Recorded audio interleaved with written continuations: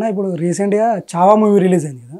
So movie release అయ్యాక అల్లు శిరీష్ గారు movie చూసి బాగుందని చెప్పిన దాని తర్వాత విద్యా వ్యవస్థ మీద కామెంట్ చేశాడు. సో అది ఎందుకు? చావా అనే ఒక సినిమా వచ్చింది, శంభాజీ జీవితాన్ని ఆధారంగా చేసుకునే అద్భుతమైన సినిమా. ఆ మహారాణి గురించి కూడా చాలామందికి తెలియదు. ఇప్పుడు మన శ్రీవల్లి నేషనల్ క్రష్ రష్మిక మండన్న ఆ క్యారెక్టర్ వేసిన తర్వాత ఎవరమ్మా ఈవిడ, ఈ రాణి గురించి ఇంకా తెలుసుకోవాలని చాలామంది తాపత్రయపడుతున్నారు. రీజన్ ఇప్పుడు ఈ సినిమాకి ముందు కూడా మనకి చాలా పాఠ్యపుస్తకాల్లో కానీ ఎక్కడ కానీ ఆయన కథ తెలియదు. ఈవెన్ నాకు కూడా తెలియదు, ప్రామిస్. నాకు తెలియదు. అంటే మనమేదో బాగా తెలివైన వాళ్ళం అని చెప్పట్లా, బట్ తెలియదు. చాలా తెలిసిందనేసి ఈ సినిమా ద్వారానే చాలా మందికి శంభాజీ గారట పెద్ద యోధుడు ఇలాంటివన్నీ తెలిసాయి. అంటే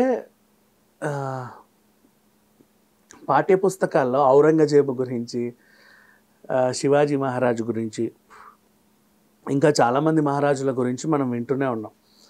కానీ మనం తెలుసుకోవాల్సిన హిస్టరీలు అసలు ఈ మధ్య పాఠ్యపుస్తకాల్లో ఉండట్లా. సో ఇట్లాంటి యోధుల గురించి కదా మనం తెలుసుకోవాల్సింది. పాఠ్యపుస్తకాల్లో ఉంటే నెక్స్ట్ జనరేషన్ తెలుసుకుంటారు కదా. ఎప్పుడో ఇలాంటి సినిమాలు వస్తే తప్ప వాళ్ళకంటూ ఒక ఇట్లాంటి వాళ్ళు ఉన్నారని తెలియట్లా.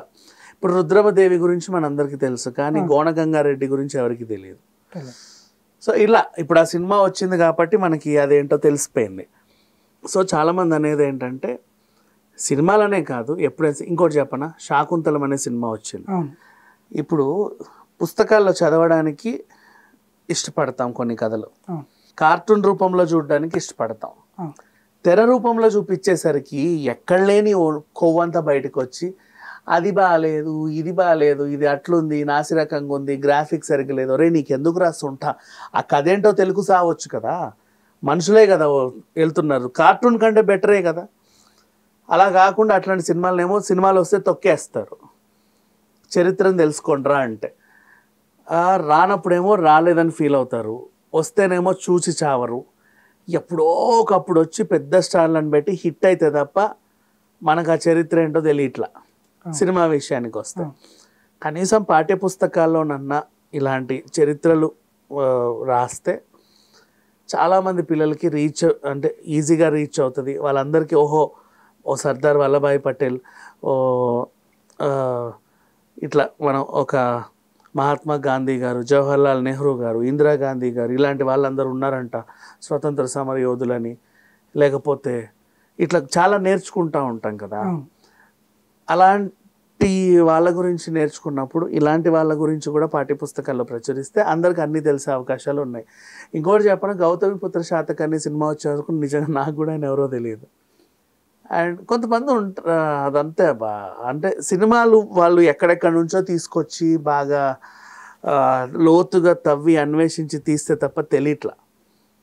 మంచి చరిత్రలు బోల్డ్ ఉన్నాయి. అండ్ నిజాం మహారాజుల గురించి ఇది ఇంకా సినిమాగా రాలని నేను చెప్తున్నాను నీకు. నిజాం మహారాజుల గురించి అందరికీ తెలుసు. అక్కడ 7 టౌన్స్లో అందరి సమాధులు ఉంటాయి. అందులో లాస్ట్ హయత్ బక్షీ బేగం అని ఒక ఆవిడ ఉంటుంది. ఆవిడ హైదరాబాద్ని చాలా రోజులుగా పాలించింది. హయత్ నగర్లో ఉన్న ఆ కోట కూడా ఆవిడదే. అండ్ మాసబ్ ట్యాంక్ ఉందా, దాని పేరు యాక్చువల్గా మాసబ్ ట్యాంక్ కాదు, మా సాహెబా ట్యాంక్.